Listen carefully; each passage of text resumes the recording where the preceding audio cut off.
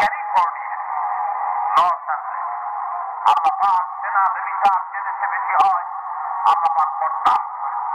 দুশ্চরিত্র যে দেশের মানুষ দুশ্চরিত্র হয়ে যায়, জেনা ব্যভিচার বেশি হতে থাকে, আল্লাহ মাফ করে দেন, খতম দেন। আসসালামু আলাইকুম ওয়া রাহমাতুল্লাহি ওয়া বারাকাতুহু।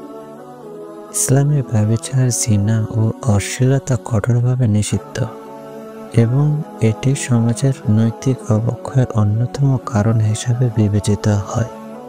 যদি কোনো সমাজে ব্যভিচার ও অশ্লীলতা ব্যাপকভাবে ছড়িয়ে পড়ে, তাহলে সেখানে নানা ধরনের বিপর্যয় নেমে আসবে, যার মধ্যে আগুন বা অগ্নিকাণ্ড থাকতে পারে।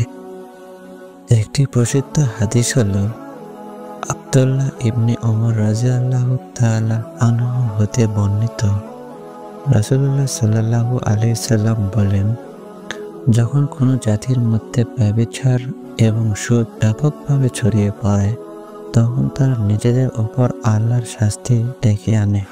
মুসনাদ আহমেদ 5372, সহিহ আল জামি 679।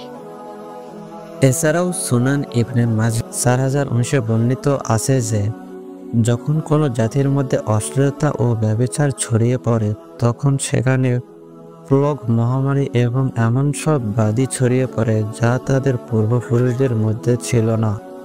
অতএব ইসলামের দৃষ্টিতে এসব কাজ পরিহার করা এবং নৈতিক শুদ্ধতা রক্ষা করা অন্যতম গুরুত্বপূর্ণ। আল্লাহ আমাদের সবাইকে সঠিক বোঝার ও মানার ক্ষমতা দিক। আমিন।